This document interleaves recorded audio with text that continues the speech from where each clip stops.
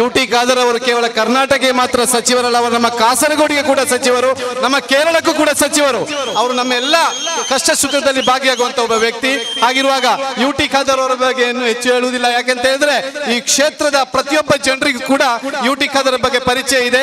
ಒಬ್ಬ ಗ್ರಾಮ ಪಂಚಾಯತ್ ಸದಸ್ಯನಂತೆ ನಿಮಗೆ ಗೊತ್ತಿರಬಹುದು, ಒಬ್ಬ ಸಚಿವನಾಗಿ ಯಾವುದೇ ಒಂದು ಗನ್ಮ್ಯಾನ್ ಇಲ್ಲದೆ, ಯಾವುದೇ ಒಂದು ಸೆಕ್ಯೂರಿಟಿ ಇಲ್ಲದೆ, ಪ್ರತಿಯೊಂದು ಮನೆಯೊಳಗೆ ಹೋಗಿ ಅವರ ಜೊತೆ ಮಾತಾಡಿ ವ್ಯವಹರಿಸುವಂತ ಕರ್ನಾಟಕ ರಾಜ್ಯದಲ್ಲಿ ಒಬ್ಬ ಸಚಿವ ಇದ್ರೆ ಸನ್ಮಾನ್ಯ ಯುಟಿ ಖಾದರ್ ಮಾತ್ರ ಅಂತ ಅಭಿಮಾನ ಪೂರ್ವಕವಾಗಿ ಹೇಳ್ತಾ ಇದ್ದೇವೆ. 12 ವರ್ಷಗಳ ಕಾಲ ಅವರು MLA ಆಗಿದ್ರು, ಸಚಿವರಾಗಿದ್ರು. ಪ್ರತಿಪಕ್ಷಗಳಿಗೆ ಇವತ್ತು ಅವರ ಮೇಲೆ ಆರೋಪ ಇಲ್ಲ. ಅವರೊಬ್ಬ ಸಚಿವರಾಗಿ ಏನೇನೋ ಆರೋಪ ಮಾಡಬಹುದಿತ್ತು.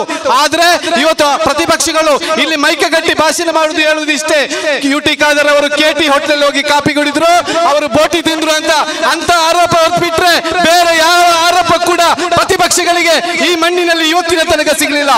ಸಚ್ಚಾರಿತ್ರವಂತ ಯುಟಿ ಖಾದರ್, ಕರ್ನಾಟಕದ ನಂಬರ್ 1 ಯುಟಿ ಖಾದರ್ ಸಚಿವರು. ನಿಮಗೆ ಗೊತ್ತಿರಬಹುದು, ಬಿಜೆಪಿಯ ಸರ್ಕಾರದ ಆಡಳಿತಾವಧಿಯಲ್ಲಿ ಸದನ ವೀರ ಪ್ರಶಸ್ತಿ ಪಡೆದದ್ದು ಯುಟಿ ಖಾದರ್. ಬಿಜೆಪಿ ಅವರಲ್ಲ, ಕಾಂಗ್ರೆಸ್ಸಿನ ಯುಟಿ ಖಾದರ್. ಅಭಿಮಾನ ಪೂರ್ವಕವಾಗಿ ಹೇಳ್ತಾ ಇದ್ದೇವೆ.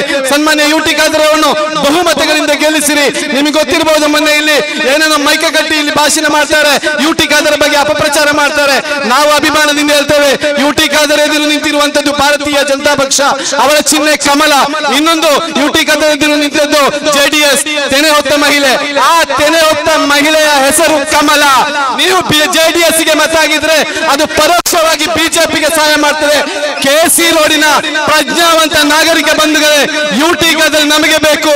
ನಮ್ಮ ಹುಡುಗ, ನಮ್ಮ ಕ್ಷೇತ್ರದ ಜನನಾಯಕ, ಅವರನ್ನು ನಾವು ಗೆಲ್ಲಿಸಿಯೇ ತೀರುತ್ತೇವೆ. ಯಾವ ಅಪಪ್ರಚಾರಕ್ಕೂ ಕಿವಿಗೊಡಬೇಡಿ. ನಾಡ್ದು 12ನೇ ತಾರೀಕಿನಂದು ನೀವು ಬೂತಿಗೆ ಹೋದಾಗ ನೀವು ಬೇರೆ ಯಾವ ಚಿಹ್ನೆ ನೋಡಬೇಡಿ, ಕೈ ಚಿಹ್ನೆ ನೋಡಿ. ಅಲ್ಲಿ ಯುಟಿ ಖಾದರ್ ನಗುವಂತ ಒಂದು ಫೋಟೋ ಇದೆ, ಬಟನ್ ಒತ್ತಿ ಮತ್ತೊಮ್ಮೆ ಗೆದ್ದು ಬನ್ನಿ. ಜೈ ಯುಟಿ ಖಾದರ್.